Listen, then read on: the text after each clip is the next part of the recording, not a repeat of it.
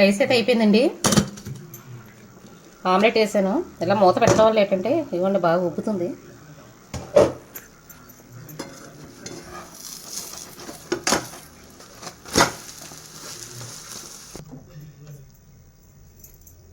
Omelette అయితే చూడండి బాగా వచ్చింది. ఇంకోటి కూడా వేస్తున్నాను.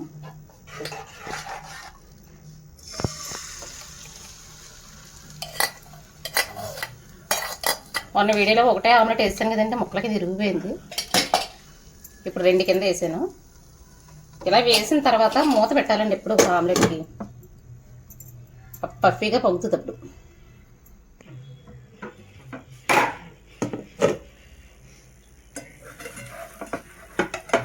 సెకండ్ ఆమ్లెట్ కూడా అయిపోయిందండి.